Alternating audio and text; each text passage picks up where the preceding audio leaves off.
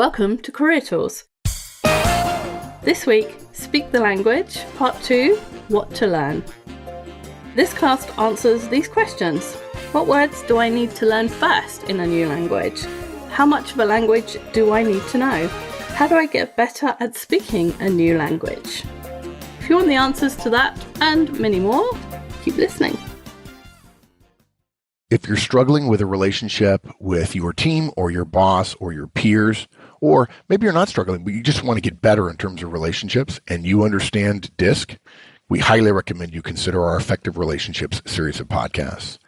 You can buy a series telling you that if you're a D, how to relate to your directs, each of whom D, I, S, and C, or if you're a D, relating to your boss, who might be a D, I, S, and C. It will tell you in every podcast, some of them as much as 2 hours long, how to handle meetings, how to handle delegations, how to handle feedback and coaching, how to brief your boss, how to disagree with your boss, how to communicate in general with your boss, what your boss wants from you, and what you might want from your directs as well. Many of the show notes are 20 and 25 pages long to give you many examples and many details of behaviors you can engage in to, again, as we like to say, reduce the drama, reduce the tension, reduce the conflict, and increase the harmony and collaboration, which leads to better outcomes because it's all about results and people are what's important. So, Danny, while you've been busy and I've been recording with other people, we have been talking about learning languages for people that are working abroad or people that are working in teams where their common language is not the one that you necessarily speak. And so now we're going to talk about what to learn first so that you can communicate most effectively, most quickly. Yeah, I love this topic, Wendy, and I'm so glad that we're doing it because although I took a couple of foreign languages in high school and college, I retained none of it. And it's always been something that's intimidated me. And when I started traveling internationally with Manager Tools, it was something that I was pretty anxious about. How am I going to get around? And I'm going to feel really stupid and embarrassed. And I wish I had known this before I made some of those trips because it makes it less intimidating and is really practical because the points we're going to cover in the show today, Wendy, are things that are very real life. I mean, this is exactly what I experienced when I traveled and still do outside the U.S. So really good. Good. I'm glad that you've experienced it recently and you can validate that what we've got here is something that's going to be useful. Not that you needed my validation because you've done a lot more international travel than I have. Well, it's harder once you've done it a few times and you're not worried about it. It's hard to remember what you were worried about. That's true. It's good to have a reminder. So we're going to talk about beginning with the pleasantries. That's the first thing we need to learn. We're going to learn 100 words. We're going to use translation apps, and we're going to ask people to correct us. Cool. So the first one, it seems a little obvious when you say it, right? Begin with the pleasantries, yet so many of us don't. It's easy to think, oh, I have to learn the whole language, and really, you just have to learn a couple of key things, that the stuff that's said the most often. And, hello and thank you and please and goodbye are said fairly often. I think the most common words in any language are going to be the ones that are grammatically necessary. The these and that's, ands, tos, a, to be, those words, right? Mm-hmm. The words that connect the phrases. But the words that we use the most often when we don't know the whole language, when we don't know all of the grammatical rules of the language, are the please and thank you and hello and goodbye. So if you don't know anything else, those are the ones to start with because they're going to be easy to learn. You're going to use them a lot. And what I think is most important is they will show other people that you're talking to that you're trying to make an effort to speak their language. And if you start off, I think, by first saying hello in their language, then they're going to know that you're not a native speaker probably because your accent will be off. But they'll be more understanding that, that you're at least trying, and they'll be more willing to meet you where they can, right? If they know a little bit of English or whatever language it is you're speaking, I think once you make the effort to speak theirs, and they're going to make more of an effort to speak the language that you understand. Exactly. That's what I found. And the good news is that in a lot of languages, hello and goodbye are the same word. For instance, in Italian, you can use ciao to mean hello, but you can also use it to mean goodbye, especially in informal language. I have a feeling that the Hawaiian language is the same. Aloha is hello and goodbye, right? Mm-hmm. And so you only need to learn one word. Whoa. A lot of languages, they have adopted hi or hello, or they have words that sound the same as those kind of things, as a welcoming sound. And even in India, I checked this with one of my friends who's Indian. Even in India, there are 120 different official languages and hundreds more dialects. But if you say namaste, which is Hindi, I think, for hello, in most places you'll be understood, no matter what language they're speaking or which dialect they're using. So if you're going to India, you don't need to worry about the fact that you might be in a team and everybody in that team speaks a different language from their hometown. They might all use English as a common language, or they might use one of the most common languages as a common language. But despite the fact that they all have different backgrounds and different native tongues, if you say namaste, they know that means hello. When we think about learning language in school, like in a formal setting, which is what I think about, we learn phrases like, where is the library? Or I remember the first thing I learned in Latin was, the farmer's daughter is pretty. Right? Which, how often do you say that? Not often. And the reason that they teach those types of phrases is not because you're going to say them often, but because you're learning the rules of the language, the structure of the language, how the language works. And once you know where is the library or the farmer's daughter is pretty, then you can build on that, right? Where is the library? Once you know that, then you can ask where is anything, as long as you know what the word is for the noun in the sentence, library. You can ask where is the restroom, and all you have to know is the word for restroom. Mm-hmm. But when we're learning informally, we're not going to school, we're not going to class, we're not learning about the structure of the language, it makes a lot of sense to start with the pleasantries, because that's what you're going to be using more regularly. You're going to be saying those phrases more often. I know later, Wendy, we're going to talk about using apps to learn, and I was getting ready for a possible trip to France, and although I took 3 years of French, don't know, I think I know very few words. I always sound like Joey from Friends trying to speak French, horrible French accent. And so I was using an app, and it was the same experience. It was, the woman is wearing a dress, the man has a black shirt on. And I remembered as I was using the app thinking, I'm never going to say that. So, where is the bathroom? I want to learn that. Yeah. But if you don't know someone and you don't know their name and you want to know their name, and you say the man with the black shirt on, or the man with the insert any color here shirt on, or you can keep black and change shirt for pants or dress or whatever. And if you know man, then you know woman. Usually right. They're similar words. And so it's the ability to replace those words that's important, not necessarily that you can use that phrase on a daily basis. Right. Exactly. But that said, when you're learning at the beginning, if you're learning as an adult and you're traveling, or you've just got to a new country and you don't know any of the language yet, then start with the pleasantries like hello and goodbye and how are you, those kind of things, because you'll use them way more often in the beginning than you will try to ask about someone by describing them. It's kind of you've been there for 6 months before you can do that. Right. So our next recommendation is to learn 100 words. Most people who, like me and you, our first language is English, although you would say, Danny, you don't speak English, you speak American. Most of us have, that's my favorite Wendyism ever. We have an active vocabulary of about 20,000 words and a passive vocabulary of around 4,000 words.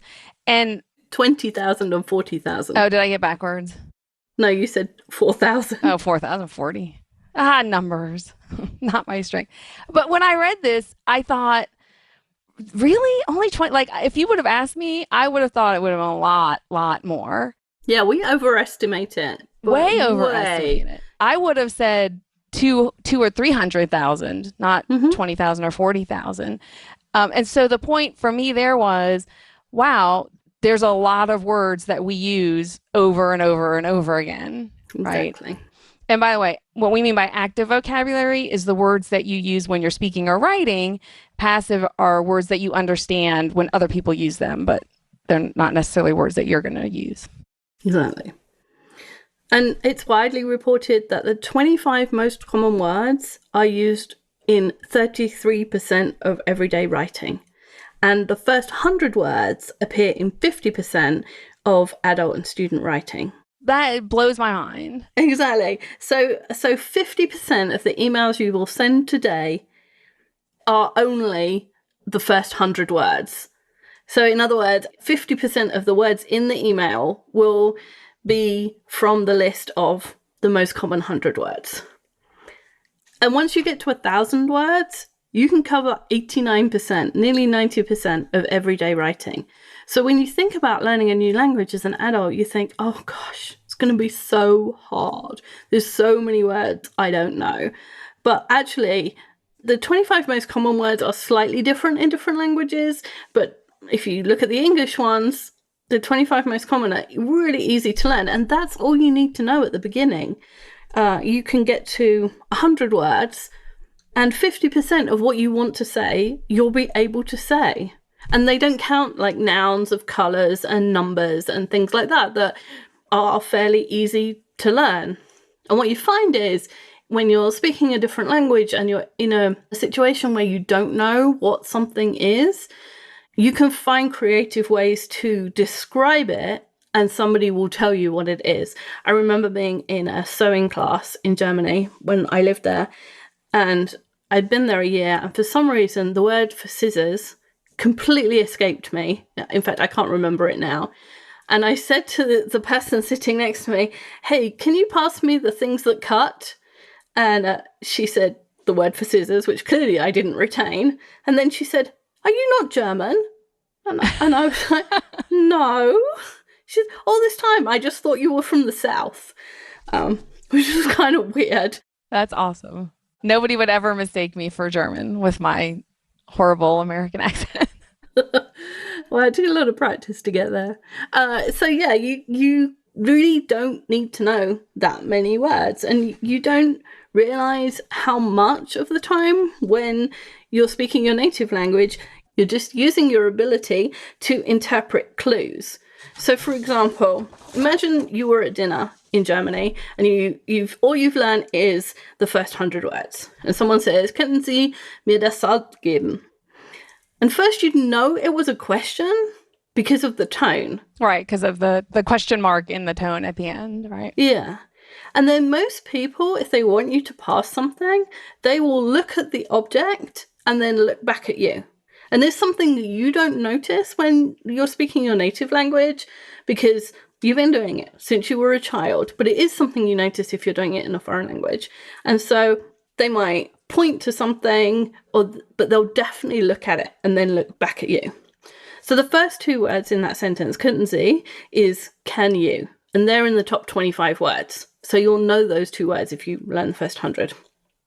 And you know that the person wants you to do something. They just asked you, can you? Or could you? And so you know that they want you to do something, right? Any question that starts that way has to mean that. Right. And then their tone is a question again. Exactly. So you've got two clues. And Wendy, too, I find when people are asking a question, their facial expression as well is a clue. Like we have a different facial expression. I think the eyebrows maybe are a little bit up, and again, they're looking at you as though they expect you to respond or do something. So, yeah. And then if we go through that sentence, das is the word for the, and that's in the top 25 words. It's the most common word in German and in English because so often we're talking about things and things need the word the or that or something before them so that they go in the sentence properly. And so when the person asks that question, you know 3 of the words. They're looking at you, as you said, with an expectation, a look on their face that you can interpret as expectation that you're going to do something. They look at the salt and they look back at you. You can hear the question in the tone, and you know 3 of the 6 words. So you can interpret from that the person wants you to pass the salt. Naturally, if somebody says something in a heavy accent, or if somebody says something and you only half hear it at a dinner table in your own language, you work it out. And that's how you work it out.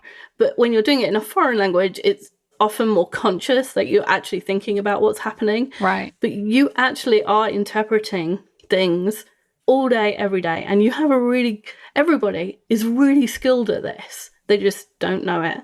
I found when I lived in Germany, I found myself really looking at people in the face when they were talking to me. And I just started doing it, and then I realized I was doing it, and I was like, why am I doing this? And then I realized because I needed the extra body language and the facial expression. Right, the context. To help me interpret. But I could do that. As long as I was looking at them, I could do that. So you really don't need to know that many words. Yeah, just think about that phrase. Can you give me, or can you please pass me, or can you please hand me, right? That type of phrase. How often we use that phrase. Can you please give me the pen? Can you please give me the printouts? Can you please give me this document? Can you please give me the plan? That's a very ubiquitous phrase. All that's changed in every one of those examples is just the object of the sentence at the end, the pen, the printouts, the number, right? Mm-hmm. And if you know that phrase, then that gives you a lot of information. Okay, the person wants something from me. And then often, as you said, you can fill in the rest with context. And you might get it wrong the first time, right? Maybe you pick up the pepper instead of the salt because they're right next to each other, right? But then the person will say, no, the salt as well. Or you could just pass them both and be covered. Yeah. Or they'll say, no, not that one. And they'll point to it. Yeah, or they'll pantomime, right, putting salt on shaking the salt out. Exactly. And people do that all the time to help you understand. And I think people are afraid that they'll be in a situation, somebody will say something, they'll have no clue what they're saying, and the person will just stand there expectantly. And that's not what happens most of the time unless people are really objectionable. The person will get upset or mad or, which I've never had happen. In fact, when I was in Germany last year, I think, I went into a bakery and I was like, I'm going to order in German. And so I said, bitte Berliner Guten Tag, which I think is please donut, thank you.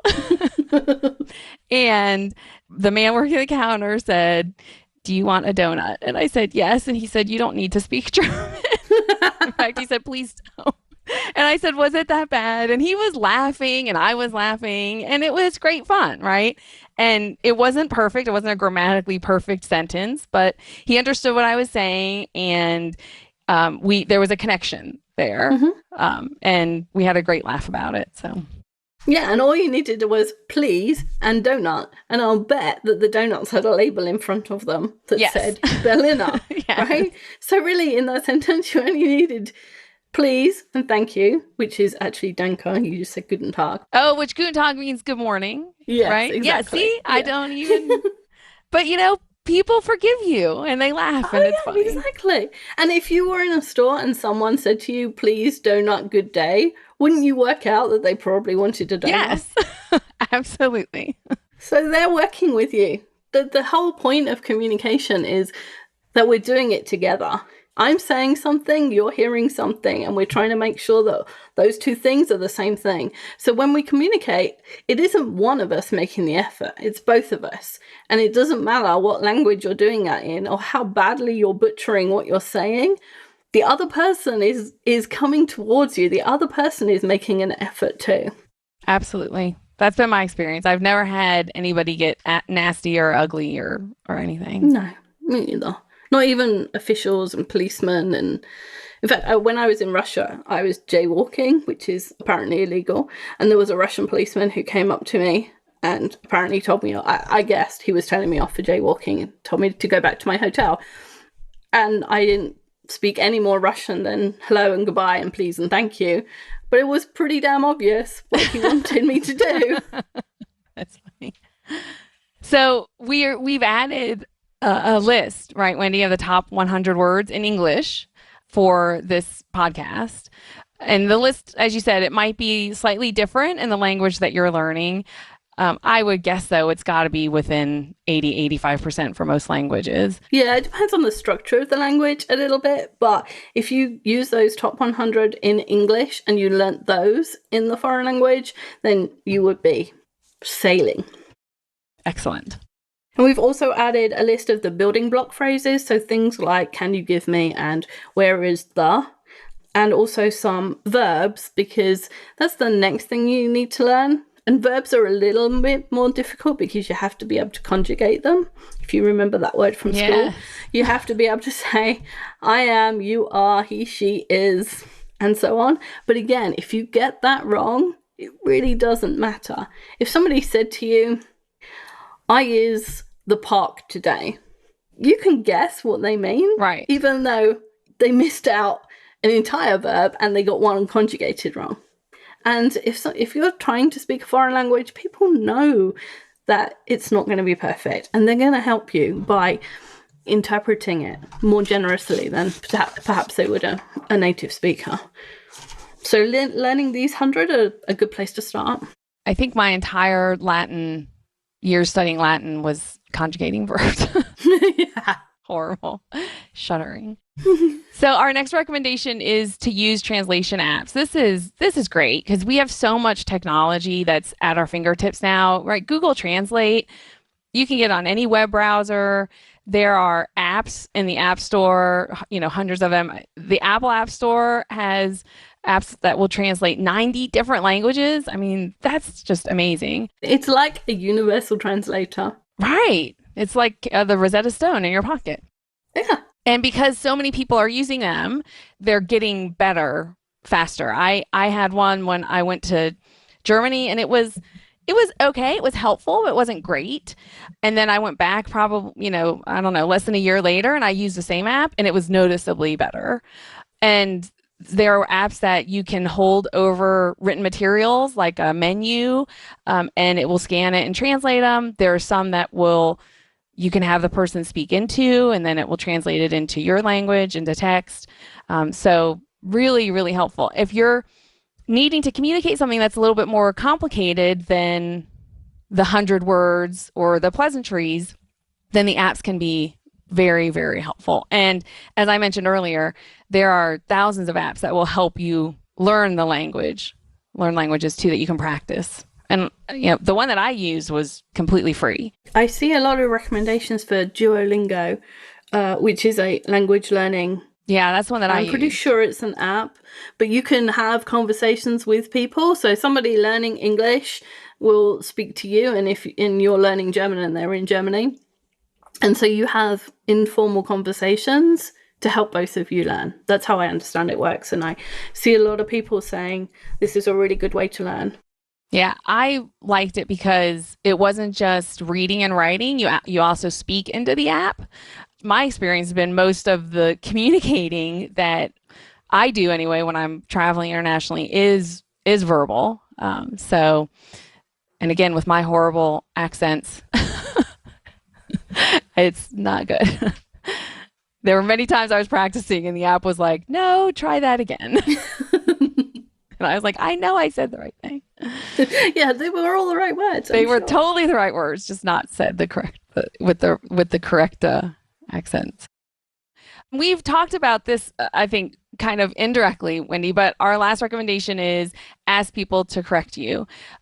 So the only way to learn anything and get better is to have people correct you when you get something wrong. And you're not going to be perfect, and that's okay. People will make a pass, but I think if you make it known to people that you're open to them correcting you, when you smile or chuckle or when they do correct you, that makes it them more willing to correct you, right? So certainly asking, coming right out and just asking people, please let me know if I get it wrong.